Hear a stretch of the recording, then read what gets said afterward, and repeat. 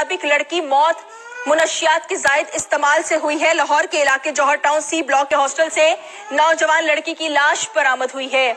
आपको बता रहे हैं कि एक लड़की की मौत जो है वो वाकया हुई है निजी हॉस्टल से।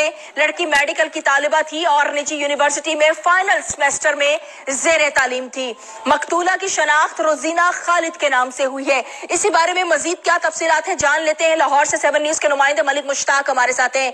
मुश्ताक, बताइएगा क्या हक़ाइक़ सामने आए हैं, क्या वजूहात बयान की जा रही है मौत की?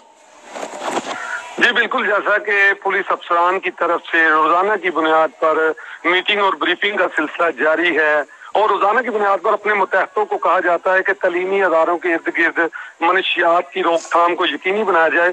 ये एक अजीब सा वाकया है कि हॉस्टल में मेडिकल की स्टूडेंट रोजीना नामी लड़की, जो सामने तो अभी तक यही बात आई है कि नशे की ज्यादती इसने आइस इस्तेमाल की थी, चूंकि इसकी सहेली अरूज के बयान जो लिया गया है उसने ये बताया ये लड़की नशे की आदी थी। लेकिन दूसरी तरफ उस वक्त तक कुछ नहीं कहा जा सकता जब तक कि इस लड़की का पोस्टमार्टम नहीं होगा, फॉरेंसिक लैब से इसका टेस्ट नहीं होगा। चूंकि जब लाश बरामद हुई तो सिर्फ एक सिगरेट बरामद हुआ।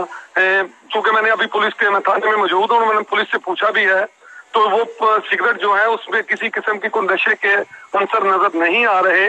इसी हवाले से हम ये कह नहीं सकते, लेकिन वाजिया रिपोर्ट और सामने जो क्लियर बात तभी आ सकती है जब रोजीना का मुकम्मल मेडिकल पोस्टमार्टम होगा उसके बाद। जी अच्छा मलिक मुश्ताक, ये बताइएगा जिस हॉस्टल में ये रिहाइश पजीर थी वहां पर इर्द गिर्द और लड़कियां भी होंगी, उनके बारे में उनका क्या कहना है? इस लड़की के बारे में क्या ये नशा करती थी?